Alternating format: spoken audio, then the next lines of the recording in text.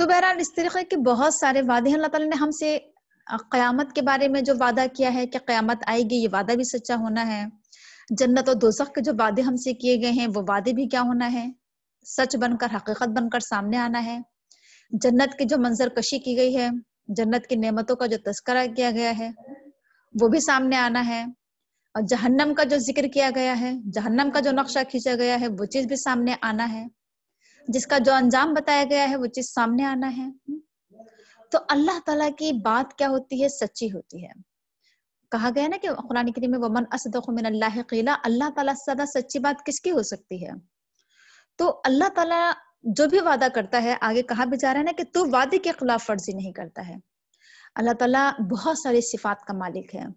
جیسے اللہ تعالیٰ کی صفت کیا ہے کہ ایک تو یہ کہ اللہ تعالیٰ جو بات بھی کہتا ہے سچ کہتا ہے نا، اس کی بات میں کوئی جھوٹ نہیں ہوتا ہے، شک و شبہ نہیں ہوتا ہے. اور پھر کیا کہ اللہ تعالیٰ جو وعدہ کرتا ہے اس وعدے کو پورا کرتا ہے. وعدے کو توڑ دینا یہ تو کیا ہوتی ہے، انسانوں کی فطرت ہوتی ہے. انسانوں کے اندر یہ کمزوری پائی جاتی ہے کہ وہ وعدے کو توڑ دیتے ہیں.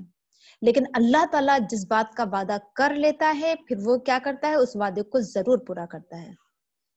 جیسے مثال کے طور پر اس طرح کی بہت ساری چیزیں ہیں. قرآن کریم میں ہم دیکھتے ہیں کہ اللہ تعالیٰ کہتا ہے کہ تم اللہ کے راستے میں تم مجھے دو اور میں کیا کروں گا، تمہیں بڑھا چڑھا کر دوں گا.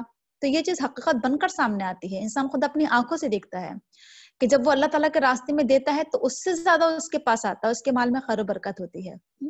اس طرح کے بہت سارے وعدے ہیں قرآن کریم میں جو اللہ تعالیٰ ہم سے کرتا ہے، اور وہ چیز کیا ہوتی ہے، حقیقت بن کر سامنے آتی ہے.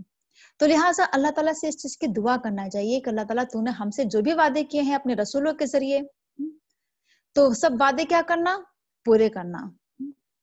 اور کیا کرنا، وَلَا تُخْزِنَا يَوْمَ الْقِيَامَةِ، اور تو ہمیں قیامت کے دن رسوا نہ کر دینا. یہ چیز بھی کل بھی پرسوں بھی ہمارے سامنے یہ بات آئی تھی، قیامت کی رسوائی.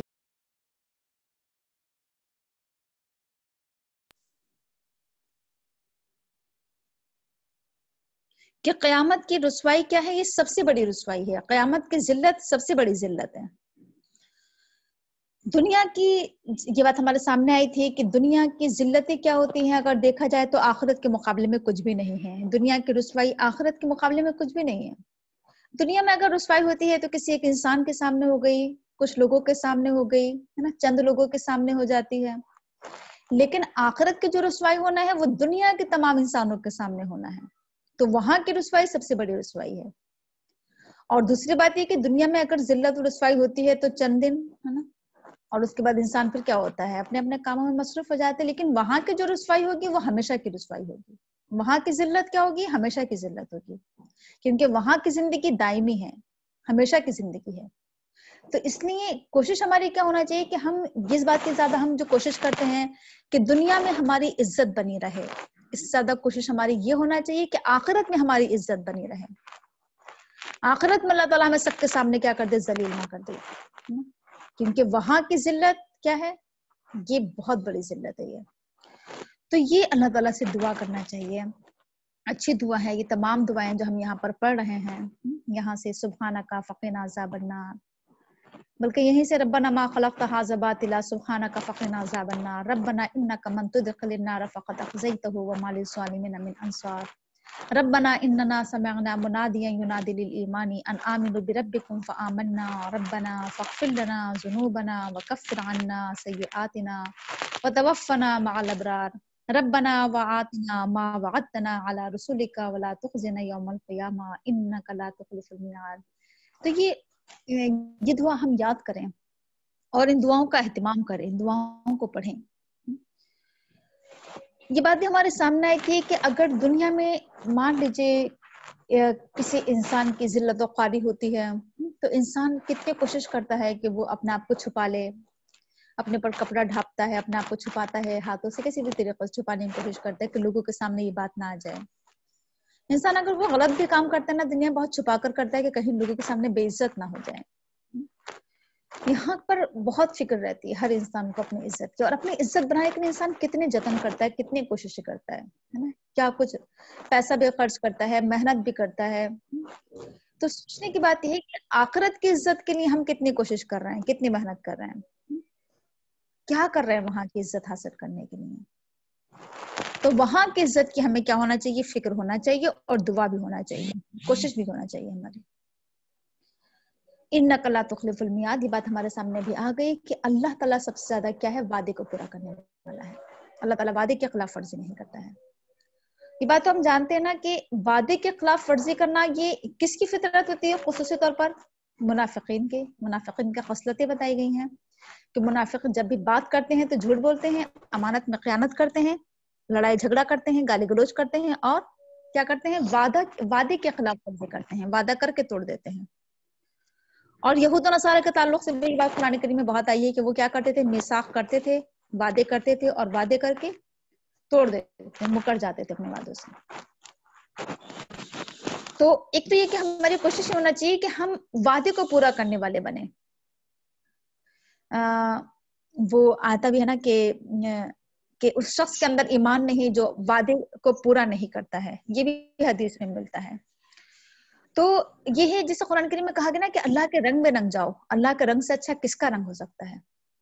یعنی اللہ تعالیٰ کے اندر جو صفات پائی جاتی ہیں، تو کوشش ہماری یہ ہونا چاہیے کہ ہم بھی کیا کریں؟ اپنے آپ کو ان صفات سے آراستہ کریں۔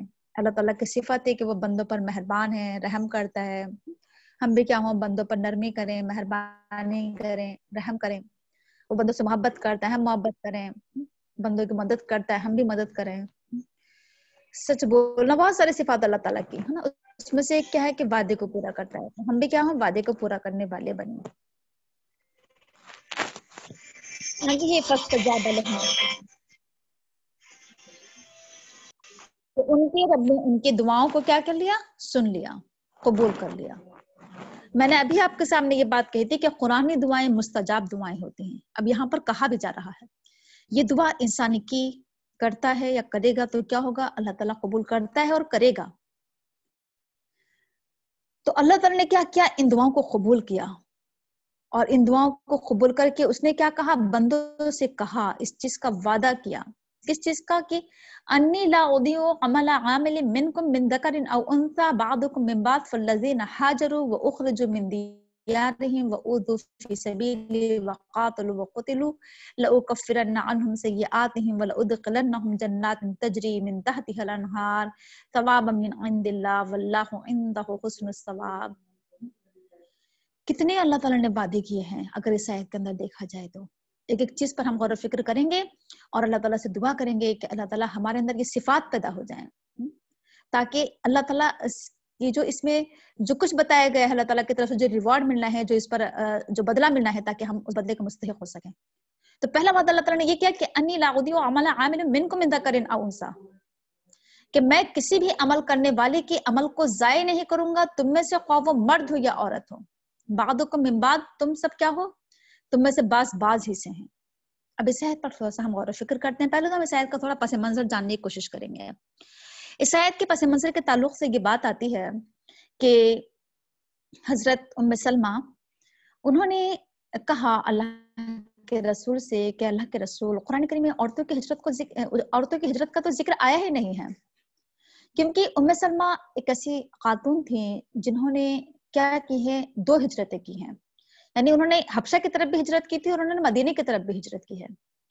یعنی یہ بات میں نے آپ کو شاید اس سے پہلے بتائی تھی اور آپ کو معلوم بھی ہوگی کہ اسلام کی راہ میں، دین کی راہ میں اگر مردوں نے قربانیاں دی ہیں تو عورتوں نے بھی قربانیاں دی ہیں۔ اگر مردوں نے تکلیفیں اٹھائی ہیں تو خواتین نے بھی تکلیفیں اٹھائی ہیں۔ اگر مردوں نے کیا کی ہیں؟ جنگیں لڑی ہیں تو عورتیں بھی جنگوں میں پیچھے نہیں رہی ہیں۔ اگر مردوں نے کیا کی ہے؟ ہجرت کی ہے تو عورتیں بھی ہجرت میں پیچھے نہیں رہی ہیں۔ یعنی ہم کہہ سکتے ہیں ایک طریقے سے ہے نا کہ عورتوں نے برابر سے کیا کیا ہے نا، اس میں اپنا حصہ یہ کہہ لیجئے برابر سے شریک رہی ہیں، وہ کسی بھی کام میں پیچھے نہیں رہی۔ انہوں نے کبھی یہ بہانہ نہیں کیا کہ یہ تو مردوں کا کام ہے اور مرد کریں اور ہم نہیں کریں گے، ہم نہیں جائیں گے، ہم تکلیف نہیں اٹھائیں گے، ہمارے بس کی بات نہیں۔ کبھی عورتوں کی طرف سے بات سننے میں نہیں آئی۔ ان کے ہمیشہ سے خواہش یہی رہتی تھی، ان کے ہمیشہ سے کوشش یہی رہتی تھی کہ ہم بھی کیا رہیں؟ برابر کے شریک رہیں، تمام نیک کاموں میں آگے بڑھ چڑھ کر حصہ لیا کرتی تھیں۔ اب ہجرت جو ہے نا، اصل میں ہم کیا سمجھتے ہیں ہجرت کہ شاید بہت ہی معمولی سا عمل ہے، شاید بہت آسان سا عمل ہے اور بڑی آسانی کے ساتھ ہجرت ہو گئی ہوگی مکہ سے مدینہ کی طرف یا مکہ سے حبشہ کی طرف، ہے نا، ہم ایک کہانی کی طرح پڑھ کر آگے بڑھ جاتے ہیں. ہم اس سچویشن کو کہہ لیجیے تصور نہیں کر سکتے کہ اس وقت جو حالات رہے ہوں گے وہ کتنے پرخطر حالات تھے، وہ کتنے سنگین حالات تھے، کس قدر مشکل بھرا دور، تکلیفوں بھرا دور رہا ہے. ہم تصور بھی نہیں کر سکتے اس دور کا، ان تکلیفوں کا، ان اذیتوں کا، ان پریشانیوں کا، جن اذیتوں سے صحابہ اکرام اور صحابیات گزرے ہیں. کیونکہ ہم جو زندگی گزار رہے ہیں نا، ہم بڑی آسائش کی، بڑی عشرت کی، بڑی آرام طلبی کی اور بڑی پر آسائش زندگی گزار رہے ہیں، سکون سے عافیت سے رہ رہے ہیں. ہمارے پر وہ تکلیفیں نہیں آ رہی ہیں نا جو جن تکلیفوں سے صحابہ اور صحابیات دو چار ہوئے ہیں. اس لیے ہم اندازہ نہیں کر سکتے، ہم تصور نہیں کر سکتے. لیکن ہمیں سوچنا ہوگا، ہے نا، اپنے تصور میں لانا ہوگا ان تمام چیزوں کو، ان تمام اذیتوں کو، ان تمام مصیبتیں جو صحابہ اور صحابیات نے اٹھائی ہیں ان کو ذہن میں لے کر آنا ہوگا اور سوچنا ہوگا دل کی گہرائیوں سے کہ ان کے لیے یہ سفر کوئی آسان چیز نہیں رہی ہوگی. میرے خیال سے اگر آج کے دور میں بھی دیکھا جائے تو کسی انسان کے لیے بھی اپنے گھر کو چھوڑنا انتہائی تکلیف دہ عمل ہوتا ہے. خواہ وہ لڑکی کی شادی کا موقع ہو، ہے نا، وہ وقت بھی کیا ہوتا ہے لڑکی کے لیے بڑا جذباتی وقت ہوتا ہے. اور خواہ کوئی اپنے ملک سے باہر جا رہا ہے کسی کام کی غرض سے، ہے نا، تو وہ وقت بھی انتہائی تکلیف دہ ہوتا ہے. اپنے بیوی بچوں کو چھوڑ کر جانا، اپنے ماں باپ کو چھوڑ کر جانا، یہ وقت بھی انتہائی تکلیف دہ ہوتا ہے. اور ہر ایک کے لیے ہوتا ہے، گھر والوں کے لیے بھی ہوتا ہے، جانے والوں کے لیے بھی ہوتا ہے. ہر انسان کو اپنے گھر سے بہت محبت ہوتی ہے. کتنے ہی وہ میٹرو سٹی پہنچ جائے اور کتنی ہی اعلیٰ سے اعلیٰ ملک میں پہنچ جائے وہ، لیکن انسان کی خواہش کیا ہوتی ہے کہ کاش میں اپنا گھر چلا جاؤں. 5 اسٹار ہوٹل جا کر بھی اپنے گھر کی یاد آتی ہے کہ وہ سکون نہیں مل پا رہا جو گھر میں سکون ملتا ہے. تو ہر انسان کو کیا ہوتی ہے، گھر سے محبت ہوتی ہے. اور ہر انسان کو اپنے وطن سے بھی محبت ہوتی ہے، اپنے شہر سے محبت ہو جاتی ہے، اپنے محلے سے محبت ہو جاتی ہے نا، اپنے ملک سے محبت ہر انسان کے دل میں ہوتی ہے. اپنے ملک کو چھوڑنا آسان بات نہیں ہوتی ہے، ایک جگہ سے دوسری جگہ شفٹ ہونا آسان بات نہیں ہوتی ہے. اب صحابہ اکرام اور صحابیات کو سوچیے ذرا کہ جب انہوں نے ہجرت کی ہوگی تو ہجرت وہ کسی اپنے ذاتی مفاد کے لیے نہیں کر رہے تھے، کسی کاروبار کے لیے نہیں کر رہے تھے، اپنے فائدے کے لیے نہیں کر رہے تھے. مطلب ایک انسان کے لیے پھر بھی چلو ایک بار کو یہ رہتا ہے کہ ٹھیک ہے ہم کسی دوسرے ملک چلے جائیں گے، ہمارے حالات بہتر ہو جائیں گے، ہم پیسہ کمائیں گے. ایک ذاتی مفاد سامنے آتا ہے تو انسان کے لیے تھوڑا بہت آسان ہو جاتا ہے وطن کو چھوڑنا. اب یہاں تو سامنے اس طرح کا کوئی مسئلہ ہی نہیں ہے، کوئی ذاتی مفاد یا کاروبار یا بزنس یہ ان کا مسئلہ ہی نہیں ہے. یہ تو سراسر کہہ لیجئے کہ صرف اور صرف دین کے لیے نکل رہے ہیں، اللہ کے لیے نکل رہے ہیں، اپنے ایمان کی حفاظت کے لیے، اپنے دین کی حفاظت کے لیے، اللہ کے رضا اس کی خوشنودی کے لیے جا رہے ہیں. یہ چیز انسان کے لیے بہت مشکل ہوتی ہے نا، دین کے تقاضے پورے کرنا. کیونکہ دنیا کے تقاضے تو انسان خوشی خوشی پورے کرتا ہے کیونکہ سامنے فائدہ نظر آ رہا ہوتا ہے. اس میں تو کوئی سامنے سے کوئی فائدہ نظر نہیں آ رہا ہے نا. جو فائدے ہیں کیا ہے، بہت دور رس ہیں یا پھر کیا ہے اخروی فائدے ہیں، لیکن سامنے سے بظاہر کوئی فائدہ نظر نہیں آ رہا ہے. تو یہ عمل بہت ہی کیا تھا، مشکل عمل تھا. ظاہر سی بات ہے ہمارے اسلاف کے لیے. تو اسی لیے ہجرت کو ہمارے دین میں بہت ہی کہنا چاہیے کہ اہمیت کی حامل ہے. ہجرت کوئی معمولی واقعہ نہیں ہے. اس لیے آپ کے سامنے یہ بات آتی رہتی ہے کہ کیلنڈر کا آغاز جو ہجرت سے کیا گیا، سن ہجری سے جو کیا جاتا ہے، اس کی وجہ یہی ہے کہ یہ ہجرت کا واقعہ مسلمانوں میں بہت اہم واقعہ تھا. یہ اپنے وطن کو چھوڑ کر جانا، دوسرے وطن چلے جانا بہت.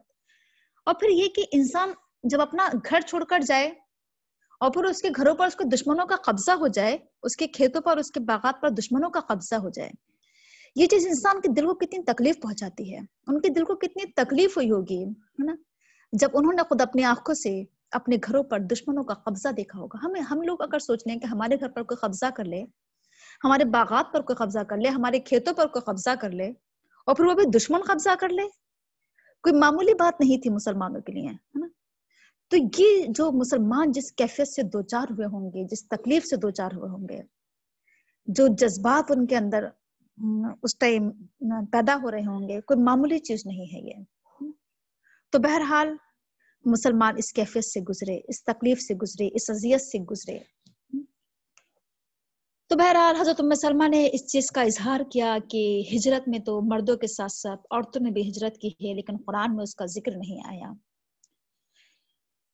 یعنی تو پھر کیا ہوا کہ اللہ تعالیٰ نے اس چیز کا خصوصی طور پر ذکر کیا. یہ آیت نازل ہوئی کہ انی لا اضیع عمل عامل منکم من ذکر او انثی بعضکم من بعض فالذین ہاجروا واخرجوا من دیارہم واوذوا فی سبیلی. پوری آیت آخر تک، جس میں اللہ تعالیٰ نے یہ کہا کہ میں عمل کرنے والے کے عمل کو ضائع نہیں کروں گا. تم میں سے کوئی بھی عمل کرے، خواہ وہ مرد ہو یا عورت ہو، تم سب ایک دوسرے سے ہو. پس جنہوں نے ہجرت کی اور گھروں سے نکالے گئے، میرے راستے میں ان کو تکلیف دی گئی اور انہوں نے جنگ کری اور وہ مارے گئے، تو میں ان کے گناہوں کو جھاڑ دوں گا اور انہیں جنتوں میں داخل کروں گا جس کے نیچے نہریں ہیں. یہ اللہ کی طرف سے بدلہ ہے اور اللہ تعالیٰ کے پاس بہترین بدلہ ہے. یہ حقیقت ہے کہ اللہ تعالیٰ نے ایسا نہیں کیا ہے کہ مردوں کو تو ان کی نیکیوں کا اجر زیادہ آواز کٹ رہی ہے بہت زیادہ، تھوڑا سا باہر آ جاؤ. ان کی نیکیوں کا اجر کم دے. ایسا نہیں ہے. اگر ہم نظر ڈالیں تو وہاں کیا ہوتا ہے کہ جاب تو دونوں کرتے ہیں، مرد بھی کرتے ہیں عورتیں بھی کرتی ہیں، لیکن کیا ہوتا ہے کہ مردوں کی سیلری زیادہ ہوتی ہے، عورتوں کی سیلری کم ہوتی ہے. ہم نے کبھی بھی دین کے معاملے میں ایسا نہیں رکھا ہے.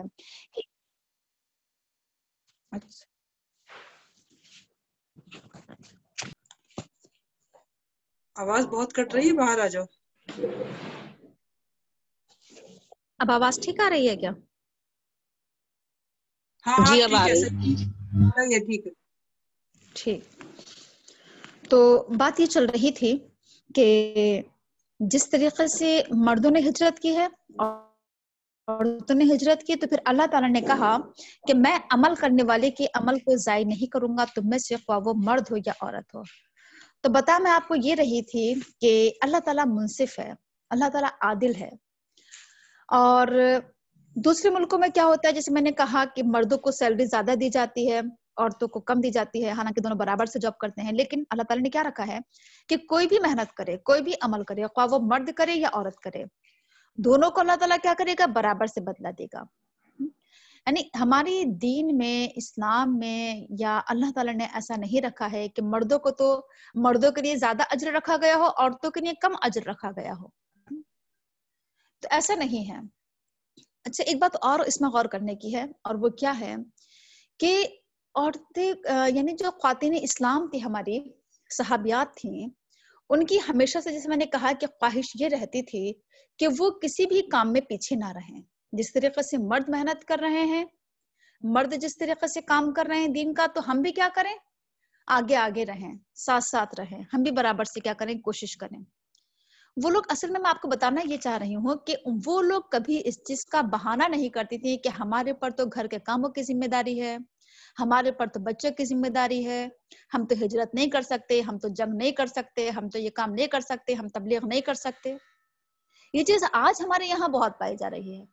آج عورتوں کے اندر یہ چیز بہت پائی جا رہی ہے کہ وہ دین کے کاموں میں پیچھے ہیں اور پھر اس کو جسٹیفائی بھی کرتی ہیں. وہ کس طریقے سے؟ کہ چونکہ ہمارے بچوں کا ساتھ ہے، جو کہ ہمارے شوہر کی ذمہ داری ہمارے پر، جو کہ ہمارے پر سسرال کی ذمہ داری ہے، جو کہ ہمارے پر کیا ہے، اور پڑھائی کی، اور نہ جانے کن کن چیزوں کو بہانہ رکھ کر کہتی ہیں کہ ہم نہیں کر سکتے دین کا کام. تو بہرحال ہمیں سبق لینا چاہیے صحابیات کی زندگی سے کہ انہوں نے کبھی بہانہ نہیں بنایا اپنے گھر کو اور اپنے بچوں کو، اور انہوں نے برابر سے کام انجام دیے ہیں دین کے. اب اللہ تعالیٰ نے بھی کیا کیا؟ برابر سے اجر رکھا. اجر میں فرق نہیں رکھا کہ مردوں کو زیادہ اور عورتوں کو کم، ایسا کچھ نہیں رکھا گیا ہے. تو یہ اللہ تعالیٰ کے انصاف پر ہمیں کیا کرنا چاہیے؟ شکر ادا کرنا چاہیے اللہ تعالیٰ کا، کہ اللہ کا شکر ہے کہ اس نے کیا رکھا ہے، اللہ تعالیٰ نے انصاف کو پورا کیا، عدل کے تقاضے پورے کیے اس نے. تو یہ چیز ہمیں کیا کرنا چاہیے؟ لوگوں کے سامنے لے کر آنے کی ضرورت ہے. کن لوگوں کے سامنے؟ میں آپ کو بتانا یہ چاہ رہی ہوں، جو لوگ اسلام پر باتیں بناتے ہیں.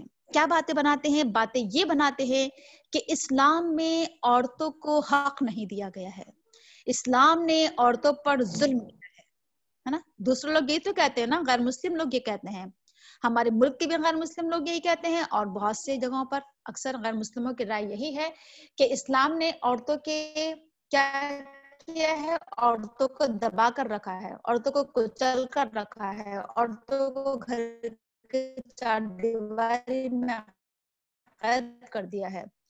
اس طرح کی بہت ساری طلاق کی شکل میں ہمیں یہ چیز لوگوں کے سامنے لانا ہے کہ اسلام نے عورتوں پر ظلم نہیں کیا ہے، بلکہ اگر دیکھا جائے تو کہیں تو عورتوں کو برابر رکھا گیا ہے اور کہیں عورتوں کو مردوں سے زیادہ دیا گیا ہے اجر۔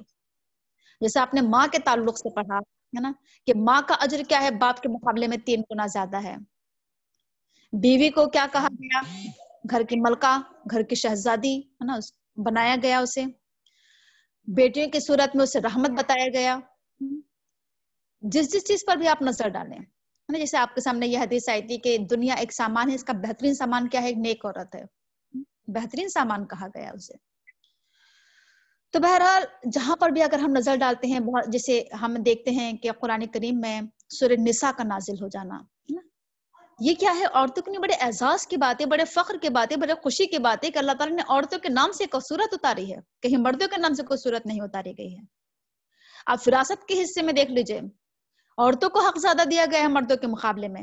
مرد اگر 4 ہیں ذوی الفروض میں، تو عورتیں 8 ہیں۔ تو یہ چیز ہمیں، یہ چیز اصل میں لوگوں کے سامنے ہم چونکہ لے کر نہیں آئے ہیں، بتایا نہیں ہم نے لوگوں کو کہ اسلام نے عورتوں پر کتنی مہربانی کی ہے اور کتنی عورتوں کا خیال رکھا گیا ہے۔ اللہ کے رسول نے عورتوں کے بارے میں کیا کہا تھا کہ یہ نازک آبگینے ہیں، یہ ٹوٹ نہ جائیں۔ سواری پر کہیں عورتیں جا رہی تھیں تو سواری چلانے والے سے کہا تھا کہ آہستہ چلاؤ، یہ نازک آبگینے بیٹھے ہوئے ہیں اس کے اندر۔ عورتوں کو کہا تھا یہ صنف نازک ہیں، ان کا خیال رکھو، آہستہ چلاؤ، کہیں ٹوٹ نہ جائے نا۔ اتنا خیال رکھا گیا ہے عورتوں کے جذبات کا، عورتوں کے جو ذمہ داریاں ڈالی گئی ہیں نا، ان کی کمزوری کے چونکہ وہ کیا ہوتی ہیں، نازک ہوتی ہیں، کمزور ہوتی ہیں مردوں کے مقابلے میں، تو ان کے حساب سے ذمہ داریاں ڈالی گئی ہیں۔ تو بہرحال لیکن اس کے باوجود بھی عورتیں پیچھے نہیں رہی، انہوں نے بہانہ نہیں بنایا اپنی اس چیز کو کہ چونکہ ہم کمزور ہیں، ہم نہیں کر سکتے، برابر کی شریک نہیں۔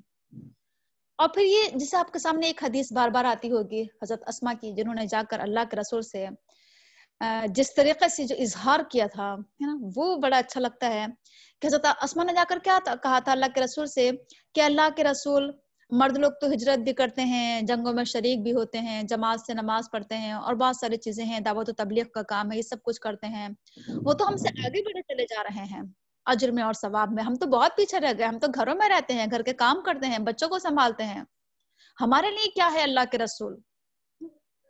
تو اللہ کے رسول نے اس پر جواب دیا تھا کہ چونکہ تم گھر میں رہ کر جو گھر کے کاموں کو انجام دیتی ہو، بچوں کو سنبھالتی ہو، ان کی تربیت کرتی ہو نا، اور اس طریقے سے مرد پرسکون ہو کر گھر کے باہر کے کام انجام دے پاتے ہیں، تو تم اجر میں برابر کے شریک ہو۔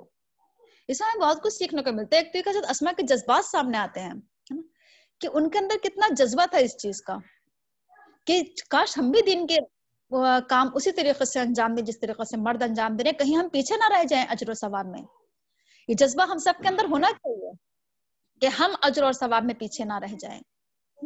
خواہش ہونا چاہیے ہماری کہ ہم بھی کیا ہو جائیں، دین کے تقاضے انجام دیں، دین کی خدمت انجام دیں، دین کے کام انجام دیں۔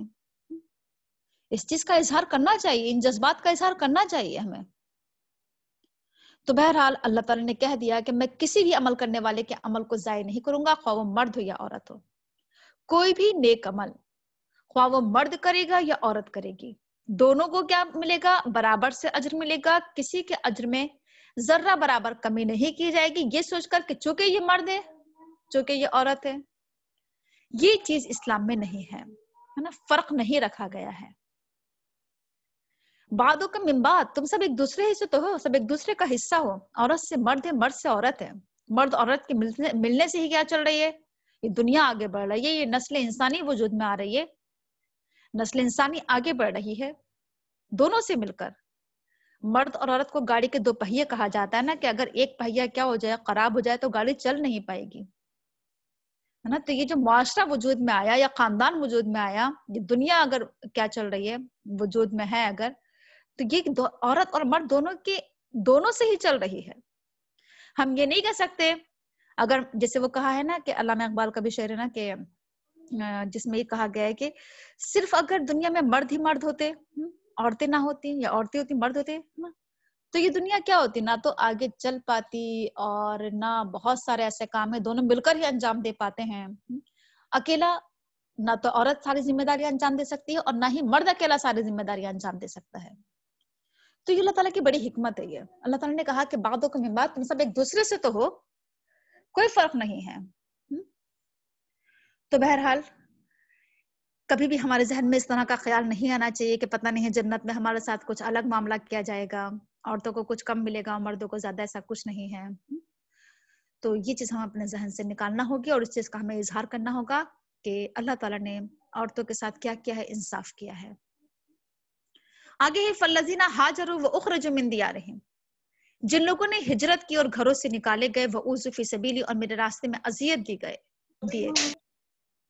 اب جو اس چیز کا ذکر کیا جا رہا ہے ہجرت کا، جیسے میں نے کہا تھا کہ اللہ تعالیٰ قرآن کریم میں بار بار اس چیز کا تذکرہ کرتا ہے، ہجرت کا تذکرہ۔ ہجرت کی میننگ تو آپ سب جانتے ہی ہوں گے کہ ہجرت کی میننگ کیا ہوتے ہیں، چھوڑنے کے ہوتے ہیں، چھوڑ دینا۔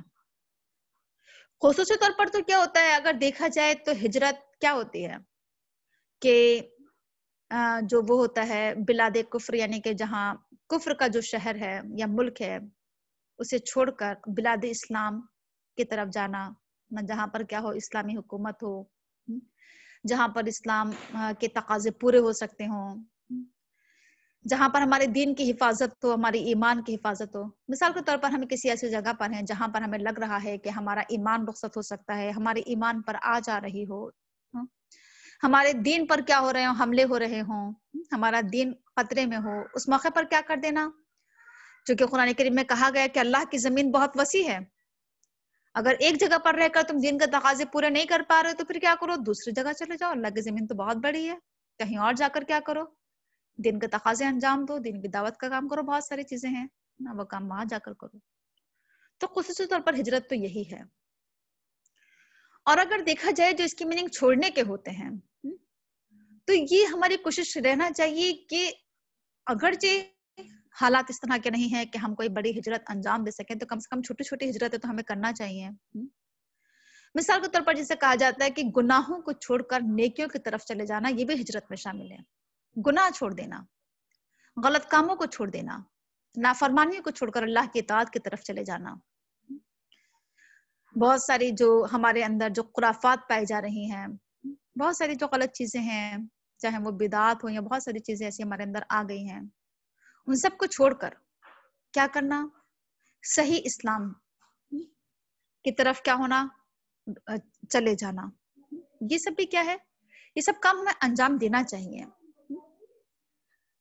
تو بہرحال ہماری کوشش یہ رہنا چاہیے کہ ہم اپنے ایمان کی حفاظت کریں، اپنے دین کے تقاضوں کو پورا کریں۔ اس میں یہ بھی چیز شامل ہو سکتی ہے، مثال کے طور پر ہم کسی ایسی جگہ رہ رہے ہیں جہاں پر ہمیں یہ خطرہ ہے کہ ہمارے چاروں طرف اس طرح کے لوگ رہ رہے ہیں کہ جس کی وجہ سے ہم دین کے تقاضے پورے نہیں کر پا رہے ہیں۔ مان لیجئے کہ ہم اکیلے ایک مسلم گھر ہے اور چاروں طرف غیر مسلم لوگ ہیں، نہ ہی وہاں کوئی مسجد ہے اور نہ ہی وہاں اگر آس پاس دیکھا جائے تو غیر مسلموں کی عبادت گاہیں ہیں، چاہے مندر ہو، چرچ، جو بھی چیزیں ہوں، اور ہمیں لگ رہا ہے کہ ہم اپنے ایمان کی حفاظت نہیں کر پائیں گے یہاں رہ کر، یا ہمیں لگ رہا ہے کہ ہم تو بچ جائیں گے لیکن ہمارے بچے شاید نہیں بچ پائیں گے، ہمارے بچے شاید وہی کلچر سیکھ لیں گے، وہی سب کچھ ان کے اندر آ جائے گا جو ہمارے چاروں طرف ہو رہا ہے، اور ہمیں اپنے بچوں کے ایمان کا خطرہ ہے کہ مستقبل میں پتہ نہیں ہم بچوں کے ساتھ کیا ہوگا، ہے نا، کہیں یہ اس دین میں ملوث نہ ہو جائیں ان لوگوں کے ساتھ مل کر۔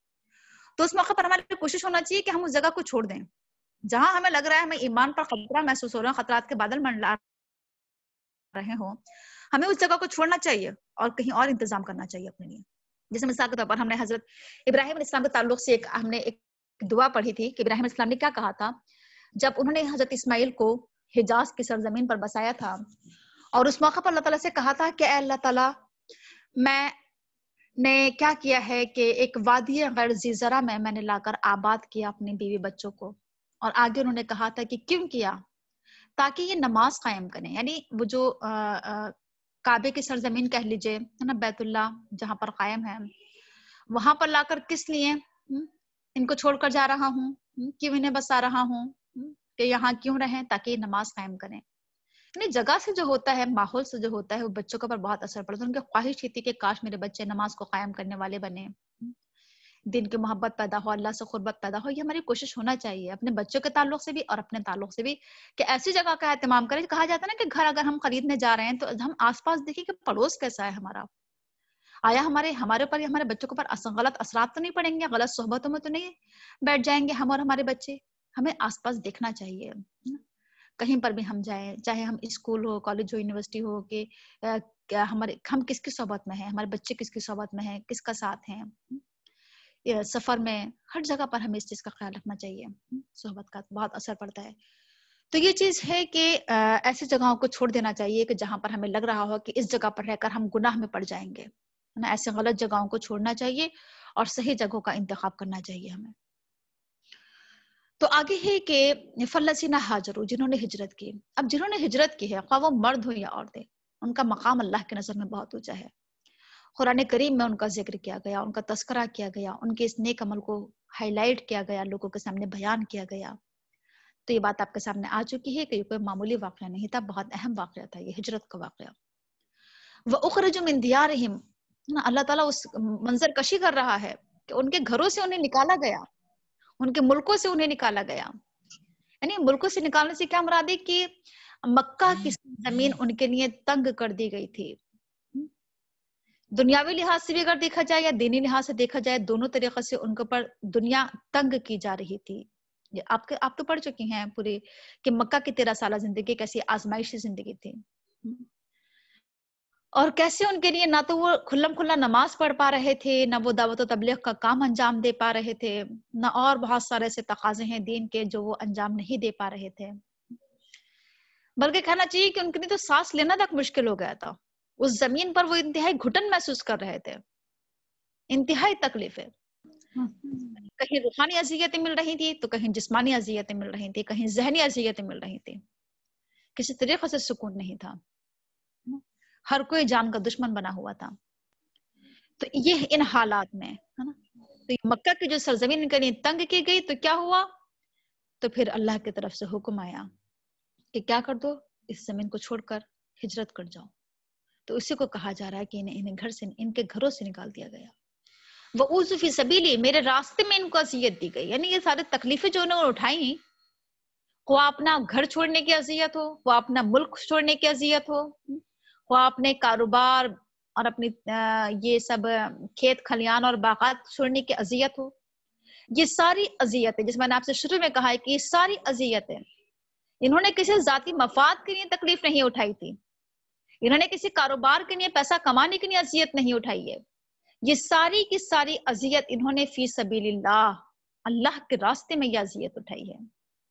یعنی ان ساری اذیتوں پر انہیں اجر ملنا ہے کہ ان کی ساری اذیتیں فی سبیل اللہ ہیں، اللہ کے راستے میں اذیت اٹھا رہے ہیں.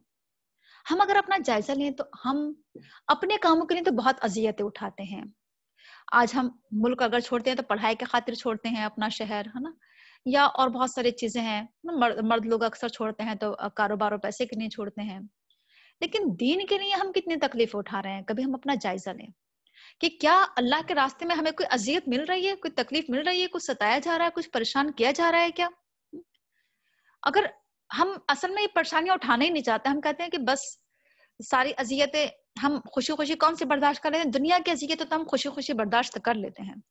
لیکن اگر دین کے راستے میں ہمیں کوئی ذرا سی کوئی ایک بات کہے تو ہم کہیں اس نے ہمیں ایسا کیوں کہہ دیا؟ ہم تو کوئی ایک بات سننے کو تیار نہیں. اذیت اٹھانا تو بہت دور کی بات ہے کہ اس نے ہمیں ایسا کیوں کہہ دیا، اتنی سی بات ہمیں گوارا نہیں ہوتی ہے.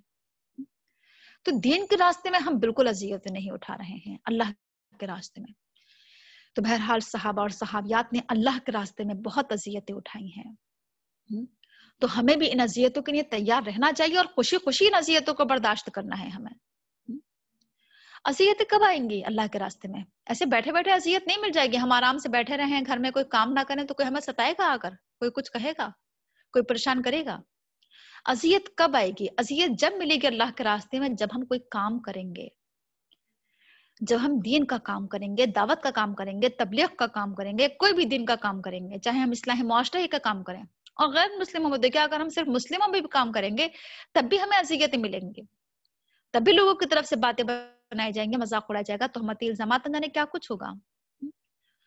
تو یہ اذیتیں جب بڑھیں گے، جتنا جتنا ہمارا کام بڑھتا چلا جائے گا، کام کا لیول بڑھے گا، جتنا ہمارا کام کا گراف ہمارا بڑھتا چلا جائے گا، اتنی ہی اذیتیں بڑھتی چلی جائیں گی۔ تو آج ہمیں جو اذیت نہیں مل رہی ہے اس کی وجہ یہ ہے کہ ہم کام نہیں کر رہے ہیں، کام کریں گے تو اذیت ملے گی۔ آگے ہے وقاتلوا وقتلوا، انہوں نے جنگ لڑی، قتال کیا، جہاد کیا، اور وہ مارے بھی گئے، شہید بھی کیے گئے۔ وہ تعریف کی جا رہی ہے ان لوگوں کی، کن لوگوں کی؟ جن لوگوں نے ہجرت بھی کی، اذیت بھی اٹھائی، اور پھر کیا کیا؟ اللہ کے راستے میں جہاد بھی کیا، اللہ کے راستے میں جنگ بھی لڑی۔ یہ بات ہمارے سامنے آ چکی ہے کہ جنگ بھی کوئی معمولی واقعہ نہیں ہوتا ہے۔ ہم تو شاید جنگوں کو ایسے سمجھ لیتے ہیں کہ ہاں ٹھیک ہے چلو جنگ ہوئی ہوگی، پھر وہی چیز ہے کہ چونکہ ہم نے اس چیز کو قریب سے نہیں دیکھا ہے، ہم چونکہ اس اذیت سے نہیں گزرے ہیں تو ہم نہیں سمجھ سکتے ان چیزوں کو، ان تکلیفوں کو، ان کی تکلیفوں کو۔ تو یہ جنگ جو ہوتا ہے یہ بہت ہی سنگین وقت ہوتا ہے، انتہائی سنگین وقت، کہ ایک طریقے سے موت کو گلے لگانا، موت کے لیے چل کر جانا ایک طریقے سے یہ ہے نا، اور پھر کیا کرنا کہ اپنی آنکھوں سے ایسے ایسے مناظر دیکھنا، اپنے قریبی رشتوں کو کٹتے اور مرتے دیکھنا، اپنی آنکھوں سے ایسے منظر دیکھنا، ایسے دردناک منظر کہ کسی کا ہاتھ کٹ رہا ہے، کسی کا پیر کٹ رہا ہے، کسی کی آنکھ نکل رہی ہے، اور نہ جانے ایسے ایسے چیزیں کہ ہم تصور بھی نہیں کر سکتے، شاید ہم تو سوچ بھی نہیں سکتے جو صحابہ نے اپنے آنکھوں سے جو مناظر دیکھے ہوں گے، اپنے قریبی رشتوں کا کیسے انہوں نے کیسے ان کو تڑپتے ہوئے دیکھا ہوگا، کیسے مرتے ہوئے دیکھا ہوگا، ہے نا، اور ایک ہی بار میں کئی قریبی رشتے۔ تو بہرحال جو تکلیفیں ان لوگوں نے اٹھائی ہیں اس کا تو عشر جس کو ہم کہہ سکتے کہ وہ بھی ہمیں نہیں ملا۔ تو وقاتلوا، انہوں نے اللہ کے راستے میں جہاد کیا، انہوں نے اللہ کے راستے میں جنگ کی۔ اور یہ بات بھی بار بار آپ کے سامنے آ رہی ہے نا کہ یہ سب کچھ کیوں کر رہے ہیں، یہ بار بار یہ بات آ رہی ہے کہ اپنے فائدے کے لیے نہیں بلکہ دین کے فائدے کے لیے۔ سب کچھ ہی فی سبیل اللہ کر رہے ہیں، سب کچھ اللہ کے راستے میں کر رہے ہیں۔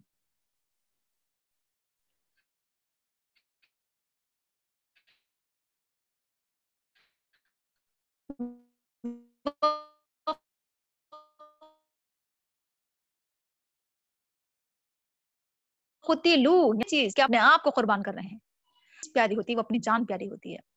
ہر انسان سب سے زیادہ اپنے آپ سے محبت کرتا ہے، اپنی زندگی سے سب سے زیادہ محبت کرتا ہے، اور یہی چیز انسان اللہ کے راستے میں قربان کر دے، یہ سب سے بڑی قربانی ہے۔ یہ اسی لیے اس کو شہادت کہا جاتا ہے، اور شہادت اس وجہ سے کیونکہ یہ انسان یہ اللہ کے راستے میں جان دے رہا ہے، اس میں وہ کسی اپنے فائدے کے لیے نہیں دے رہا ہے بلکہ سراسر کس لیے؟ اللہ کی محبت میں اپنے جان کا نذرانہ پیش کر رہا ہے۔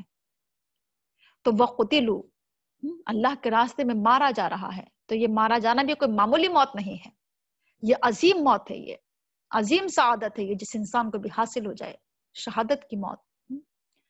صحابہ اور صحابیات اصل میں خواہش کرتے تھے اللہ کے راستے میں شہید ہونے کی، اور یہاں تک کہ اللہ کے رسول سے دعا کرتے تھے، اللہ کے رسول ہمارے لیے دعا کیجیے کہ ہم اللہ کے راستے میں شہید ہو جائے۔ ایک صحابیہ کے تعلق سے آتا ہے نا کہ اللہ کے رسول ایک مرتبہ کسی جنگ کا ذکر کر رہے تھے کہ ایسے ایسے ایک جنگ ہوگی اور سمندر پار کر کے جائیں گے وہ لوگ، اور یہ اس طریقے سے ملک کو فتح کریں گے، اس طریقے سے تذکرہ کر رہے تھے۔ تو ایک صحابیہ بیٹھی ہوئی سن رہی تھی، انہوں نے فوراً ہی کہا کہ اللہ کے رسول میرے لیے دعا کیجیے کہ میں اس جنگ میں شریک ہو جاؤں اور اس جنگ میں شہید ہو جاؤں۔ کوئی معمولی بات ہے یہ اپنے لیے اس طریقے سے دعا کرنا؟ ہم تو بڑے ڈرتے ہیں، پیچھے ہٹتے ہیں کہ کہیں ایسا نہ ہو جائے کہ ہمیں موت آ جائے، کہیں ہم مر نہ جائیں۔ اور صحابیات اس چیز کی کیا کرتی تھی؟ دعائیں کرواتی تھی اللہ کے رسول سے۔ تو بہرحال ہمیں ان تمام واقعات کو پڑھنا ہے اور اس سے سبق حاصل کرنا ہے۔ تو یہ ہے کہ وقتلوا، کہ وہ اللہ کے راستے میں کیا ہو گئے؟ مارے گئے۔ اب ہوا کیا کہ یہ جو اذیتیں جو انہوں نے اٹھائیں، ہجرت کی، گھروں سے نکالا گیا، تکلیفیں اٹھائیں، جنگیں کی، مارے گئے، یہ سب کچھ اللہ کے راستے میں کیا۔ اب اللہ تعالیٰ بدلے میں کیا دے گا انہیں؟ اللہ تعالیٰ بدلے میں وہ چیز دے گا جس کی ہر انسان کو خواہش ہوتی ہے، جس کی ہر انسان دعا کرتا ہے، اور وہ کیا ہے؟ لَأُكَفِّرَنَّ عَنْهُمْ سَيِّئَاتِهِمْ وَلَأُدْخِلَنَّهُمْ جَنَّاتٍ تَجْرِي مِن تَحْتِهَا الْأَنْهَارُ ثَوَابًا مِّنْ عِندِ اللَّهِ وَاللَّهُ عِندَهُ حُسْنُ الثَّوَابِ، میں ضرور ان سے ان کے گناہوں کو جھاڑ دوں گا اور ضرور میں انہیں ایسے باغات میں داخل کروں گا جس کے نیچے نہریں جاری ہیں. یہ اللہ کی طرف سے بدلہ ہے اور اللہ کے پاس بہترین بدلہ ہے. یعنی یہ سب کرنے کے بعد اب کیا کرے گا؟ اللہ تعالیٰ ان کے گناہوں کو معاف کر دے گا، ان کے گناہوں کو جھاڑ دے گا. ہم اصل میں دعائیں تو بہت کرتے ہیں، بار بار کہتے ہیں کہ اللہ تعالیٰ ہمارے گناہوں کو معاف کر دے، بہت دعائیں کرتے ہیں، لیکن اپنے گناہوں کو معاف ہم یہ جو ہم چاہتے ہیں کہ ہمارے گناہ معاف ہو جائیں، اس کے لیے ہم کتنی کوشش کرتے ہیں، کتنے عمل کرتے ہیں؟ کیا صرف دعاؤں سے کام چل جائے گا، بیٹھے بیٹھے دعائیں کرنے سے؟ یا کچھ کرنا بھی پڑے گا؟ دعاؤں کے ساتھ ساتھ کچھ کرنا ہے، ہمیں محنت کرنا ہے، کچھ کام کرنا ہے، کوئی عمل کرنا ہے، کوئی نیکی کرنا ہے نا. کیونکہ قرآن کریم میں کیا آیا ہے؟ گناہ کیسے جھڑتے ہیں؟ ان الحسنات یذہبن السیئات، نیکی کرنے سے ہی گناہ معاف ہوتے ہیں، نیکیاں ہی گناہوں کا کفارہ ہوتی ہیں، نیکیوں کے ذریعے گناہ معاف ہوتے ہیں. آپ کے سامنے یہ بات آ چکی ہے نا کہ یہ جو ہمارے جو نیک اعمال ہیں، خواہ وہ وضو ہو، خواہ وہ نماز ہو، روزہ ہو، حج ہو، زکوٰۃ ہو، عمرہ ہو، یہ سب چیزیں کیا ہیں؟ یہ سب گناہوں کا کفارہ ہے. ان نیکیوں کے ذریعے انسان کے گناہ جھڑتے ہیں، اللہ کے راستے میں تکلیفیں ہیں اور بہت ساری چیزیں ہیں. کوئی انسان کو کوئی تکلیف پہنچتی ہے تو اس پر بھی اس کو کیا ہوتا ہے؟ سو گناہ معاف ہوتے ہیں، اس کے لیے جاتا ہے. تمام چیزیں ہم پڑھ چکے ہیں. تو دعا کرنے کے ساتھ ساتھ ہمیں کیا کرنا ہے؟ نیکی بھی کرنا ہے، یعنی معافی کے ساتھ ساتھ تلافی بھی کرنا ہے. وہ جو ہے نا ادفع باللتی ہی احسن، برائی کو دور کرو اچھائی کے ذریعے. کوئی اچھائی کر کے ہی ہمیں کیا کرنا ہے؟ برائی کو دور کرنا ہے. تو یہ ہے کہ اللہ تعالیٰ کہہ رہا ہے کہ پھر ہم ایسے لوگوں سے کیا کر دیں گے؟ ان کے گناہوں کو معاف کر دیں گے، گناہوں کو جھاڑ دیں گے، ان کے اوپر سے بالکل پاک و صاف کر دیں گے گناہوں سے. اور پھر مزید کہ گناہ کی معافی کا پروانہ ملا ایک تو انہیں نا، معافی کی انہیں نوید سنائی جا رہی ہے، خوشخبری سنائی جا رہی ہے اللہ کی طرف سے، معافی کا اعلان کیا جا رہا ہے. اور پھر مزید دیکھیے کہ جنتوں میں دخول، اللہ تعالیٰ نے جو جنتیں تیار کی ہیں، جو باغات تیار کیے ہیں، ان میں داخلہ، ان میں دخول. تو جنت میں داخلہ جسے ہم سمجھتے ہیں نا کہ شاید بڑا آسان ہے جنت کا حاصل کرنا. ہم کیا سمجھتے ہیں؟ اصل میں ہم سمجھتے ہیں کہ ہم نے کلمہ پڑھ لیا ہے، ہم تو جنتی ہیں، ہم تو اللہ کے رسول کی امت میں سے ہیں، ہم تو جنتی ہیں، ہم کسی اچھے ماں باپ کی اولاد ہیں تو ہم جنتی ہیں. اس طریقے سے ہم نے اپنے ذہن میں یہ چیزیں سوچ لی ہیں. جنت کا حاصل کرنا بڑا آسان ہے، ہم تو مسلمان ہیں، ہم تو جنت نہیں جائیں گے. یہ چیز ہمارے ذہنوں میں بیٹھی ہوئی ہے. لیکن اب یہاں کیا کہا جا رہا ہے کہ جنت میں داخلہ کیسے ہوگا؟ جنت میں داخلے کے لیے بڑے بڑے اعمال ہے نا، ان کا تذکرہ کیا گیا کہ چونکہ جنت ایک قیمتی چیز ہے، ایک اعلیٰ چیز ہے، اور اعلیٰ اور برتر اور قیمتی چیز اتنی آسانی سے حاصل نہیں ہوتی ہے. ہم دنیا میں دیکھتے ہیں کہ جو چیز بہت قیمتی ہوتی ہے اس کو حاصل کرنا انتہائی مشکل ہوتا ہے، چاہے وہ حکومت ہو یا شہرت ہو، چاہے وہ مال و دولت ہو، چاہے وہ جائیداد ہو، گاڑی ہو، بنگلہ ہو، کوئی بھی چیز ہو. کسی بھی چیز کا حصول آسان نہیں ہوتا ہے. کسی بھی چیز کو حاصل کرنے کے لیے، کسی قیمتی چیز کو حاصل کرنے کے لیے بہت محنت کرنا پڑتی ہے. اونچی اونچی ڈگریاں لینا ہوتی ہیں انسان کو دنیا میں، تو ایک ڈگری حاصل کر لینا کوئی آسان چیز ہوتی ہے؟ بڑی محنت کرنا پڑتی ہے نا، زندگی بھر محنت کرنا پڑتی ہے، تب کہیں جا کر کوئی چیز ملتی ہے. تو اب ایسی ہی جنت جو اتنی اعلیٰ اور قیمتی چیز ہے تو اتنی آسانی سے حاصل ہو جائے گی کیا؟ بیٹھے بیٹھے حاصل ہو جائے گی؟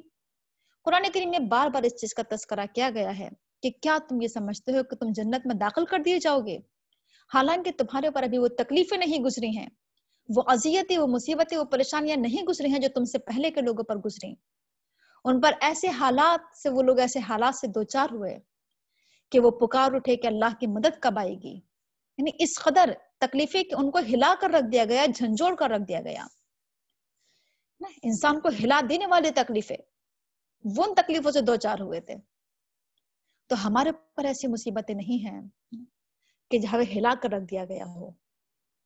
تو بہرحال جنت کا دخول کوئی آسان کام نہیں ہے.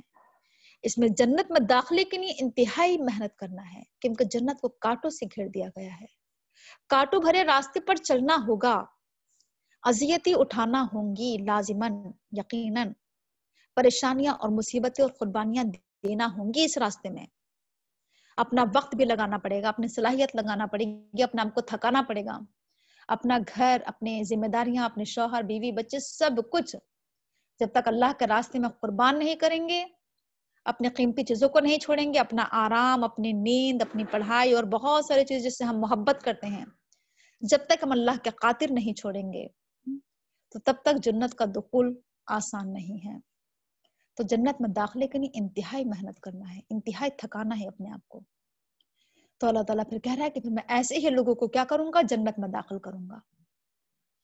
اور جنت کی خوبصورتی کا نظارہ یا نقشہ قرآن کریم میں بار بار کھینچا جاتا ہے کہ وہ کیا ہے, ہرے بھرے باغات ہیں, سبزہ ہے, شادابی ہے, خوبصورت مناظر ہیں, ہے نا, کہ جہاں جسے دنیا میں ہم دیکھتے ہیں کہ جہاں خوبصورت منظر ہوتے ہیں, جہاں ہریالی ہوتی ہے, شادابی ہوتی ہے, پیڑ پودے پھول ہوتے ہیں, اور پھر کیا ہوتے ہیں وہاں پر نہریں ہوں, تو ہر انسان کی خواہش ہوتی ہے کہ کاش وہ اس جگہ پر جائے, گھومے پھرے, ہے نا, اپنے آپ کو وہ بڑی سکون محسوس کرتا ہے, ٹھنڈک سی محسوس ہوتی ہے, اسے فرحت ملتی ہے, اسے نا اس کی آنکھوں کو بھی اور ہر چیز کو, دل کو سکون ملتا ہے.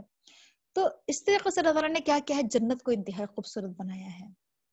تو وہاں پر نہروں کا جاری کر دینا, نہروں کو جاری کرنے کے تعلق سے قرآن کریم میں بار بار آتا رہتا ہے.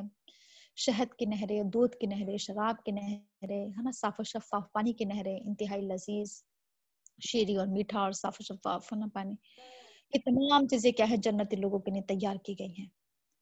تو جنت کی جو نعمتیں ہیں, یہ جنت جو ہے یہ کیا ہے, یہ ثوابا من عند اللہ, یہ اللہ کی طرف سے بدلہ ہے, یہ ثواب, بدلہ. یعنی یہ چیز کب ملے گی, ایسے نہیں مل جائے گی, یہ ثواب میں ملے گی, بدلے میں ملے گی, کچھ کرنے کے بدلے میں. جب کچھ کرو گے تو جنت ملے گی, جب کچھ کرو گے تو یہ نعمت ملے گی. بغیر کچھ کرے یہ سب کچھ حاصل نہیں ہو سکتا, تو کچھ کرنا ہوگا, کچھ محنت کرنا ہوگی. واللہ عندہ حسن الثواب, اور اللہ کے پاس کیا ہے, بہترین ثواب ہے, بہترین بدلہ ہے. یعنی جو تذکرہ اس میں کیا گیا ہے قرآن کریم میں, اس سے بھی کہیں بڑھ کر اپنی آنکھوں سے ہم دیکھیں گے. کیونکہ ظاہر سی بات ہے, کتنا ہی ہمارے سامنے نقشہ کھینچ دیا جائے, جب تک کہ کیا ہوگا, سامنے سے دیکھ کر جو کیفیت پیدا ہوگی, ہے نا, اور جو جذبات پیدا ہوں گے, تو وہ چیز کیا ہوتی ہے کہ ہم تصور میں تو لے آتے ہیں, یہ سب چیزیں پڑھ کر یا آیات پڑھ کر تصور میں تو لے آتے ہیں, لیکن مکمل طور سے وہ کیفیت پیدا نہیں ہو پاتی ہے. تو اللہ تعالیٰ نے نہ جانے کیا کچھ تیار کر رکھا. اصل میں جنت ایک ایسی جگہ ہے کیونکہ جس کے بارے میں اللہ کے رسول نے کیا کہا ہے کہ جسے نہ کسی آنکھ نے دیکھا ہے, نہ کسی کانوں نے سنا ہوگا, اور نہ ہی کسی دل میں اس کا تصور. اصل میں ہمارے ذہن میں جو تصور آتا ہے نا, وہ کون سا آتا ہے, جیسے ہم دنیا میں کچھ چیزیں دیکھتے ہیں, بڑے اونچے اونچے محلات یا بڑے خوبصورت جگہ دیکھتے ہیں, ہم سمجھتے ہیں کہ جنت ایسی ہی ہوگی. لیکن جنت کے تعلق سے کیا ہے حدیث میں کہ وہ ہمارے تصورات سے بڑھ کر ہوگی, ہمارے سوچوں سے بڑھ کر ہوگی. ہم تو دنیا کی چیزوں کو رکھ کر سوچ لیتے ہیں کیسی ایسی ہوگی, وہ وہاں کے پھل ایسے ہوں گے جیسے یہاں ہوتے ہیں, ہے نا. لیکن قرآن کریم میں کیا کہا گیا ہے کہ وہاں کی ہر چیز کیا ہے, اعلیٰ, برتر, قیمتی, جسے کبھی کسی نے دیکھا ہی نہیں ہوگا. یہاں تک کہ کیا آتا ہے جنت کے تعلق سے, کہ جنت میں ایک کوڑا رکھنے کی جگہ بھی دنیا اور دنیا کی ہر چیز سے بہتر ہے, دنیا اور مافیہ سے بہتر ہے. تو جنت کے تعلق سے یہ اللہ تعالیٰ نے کہا ہے کہ اللہ تعالیٰ نے بہت بہترین بدلے, بہت بہترین نعمتیں اللہ تعالیٰ کے پاس ہیں. اصل میں حسن الثواب, حسن خوبصورت چیز کو کہتے ہیں, بڑی خوبصورت چیز اللہ تعالیٰ نے تیار کر رکھی ہیں. مناظر بھی خوبصورت, دیکھنے میں ہر چیز بھی خوبصورت ہوگی. کوئی کھانے پینے کی چیز ہوگی تو وہ خوبصورت بھی ہوگی, پہننے اوڑھنے کی چیز ہوگی تو وہ بھی خوبصورت ہوگی, رہنے بسنے کی ہر چیز, یعنی کہ دیواریں بھی ہوں گی وہ بھی خوبصورت, اور ایک ایک چیز وہاں کے خوبصورت, وہاں کے قالین, وہاں کے تکیے, وہاں کے گدے, ہاں, وہاں کے بیڈ, ہر چیز کا قرآن کریم میں تذکرہ کیا گیا, کتنے خوبصورت اور نفیس وہاں کے کپڑے, ایک ایک چیز وہاں کی قیمتی. تو ہر چیز میں وہاں پر خوبصورتی. تو کہا جا رہا ہے کہ اللہ کے پاس کیا ہے, بہترین ثواب ہے. یہیں تک رہنے دیتے ہیں, باقی انشاءاللہ کل پڑھیں گے آگے کی آیات, بلکہ سنیچر کے دن ہم کلاس ہی لگائیں گے. ابھی ریویژن ہم تب کریں گے جب ہماری یہ صورت کمپلیٹ ہو جائے گی, تو اس لیے آپ تمام لوگ شریک رہیں, سنیچر میں کلاس ہی لگیں گے انشاءاللہ. سبحانک اللہم و بحمدک نشہد ان لا الہ الا انت نستغفرک و نتوب الیک. سنڈے میں انشاءاللہ ہم لوگ ریویژن کر لیں گے. ٹھیک ہے. آج کے سبق کے تعلق سے اگر کسی کو کوئی بات کہنا ہو تو کہہ سکتی ہیں. کوئی پوائنٹ اگر کسی کو رکھنا ہو.